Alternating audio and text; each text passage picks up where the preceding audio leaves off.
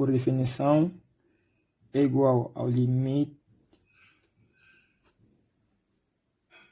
cosseno de x mais delta x menos cosseno de x sobre delta x, quando delta x tende a zero. Sabemos que cosseno da soma ele é igual a cosseno de A mais B equivale a cosseno de A vezes seno de B menos cosseno de B menos seno de A vezes seno de B. Transportando isso para a nossa função, então teremos que o limite quando delta x tende a zero, cosseno de x vezes cosseno de delta x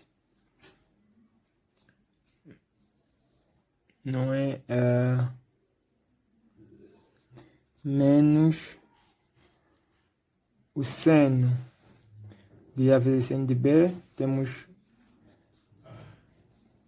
menos seno de x vezes o seno de delta x, tudo isso menos o cosseno de x, sobre o delta x, quando delta x tende a zero. Então, nós podemos separar essa função aqui, ou seja, esse limite, em dois limites. Sabemos que o limite da soma é a soma dos dois limites. Então, podemos escrever isso da seguinte maneira. Limite quando Δx tende a zero de cosseno de x vezes cosseno de Δx menos cosseno de x. Estamos agrupando os termos semelhantes. Menos cosseno de x, tudo isso sobre Δx, menos o limite de seno de x vezes seno de Δx sobre Δx quando Δx tende a zero. Portanto, podemos fatorizar aqui cosseno de x, então teremos limite quando Δx tende a zero de cosseno de x que multiplica o cosseno de Δx menos 1 sobre Δx menos o limite quando Δx tende a zero de seno de x que multiplica seno de Δx sobre Δx. Podemos transformar nosso primeiro limite, ou seja, poderemos fatorizar aqui o sinal negativo, né? Teremos então limite de menos cosseno de x que multiplica 1 menos cosseno de Δx sobre Δx, quando Δx tende a zero, menos limite de seno de x vezes seno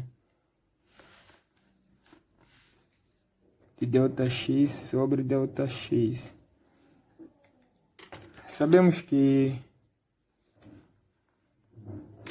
o que nós temos aqui é um limite fundamental, ele é igual a zero, tá? Esse limite fundamental ele é igual a zero quando temos o limite de 1 menos cosseno de Δx, ou seja, menos cosseno de zero sobre zero, tudo isso aqui equivale a zero. E aqui no outro lado temos o limite de seno de x, ou seno de delta x sobre delta x, quando delta x tende a zero também é um limite fundamental, isso é igual a 1. Isso equivale a 1. Então teremos que isso é igual a menos cosseno de x, que multiplica o zero, menos seno de x vezes 1. Essa parcela aqui vale 1. E isso nos dá 0 menos seno de x é igual a menos seno de x. Portanto, está demonstrada que a derivada de cosseno em x é igual a menos seno de x.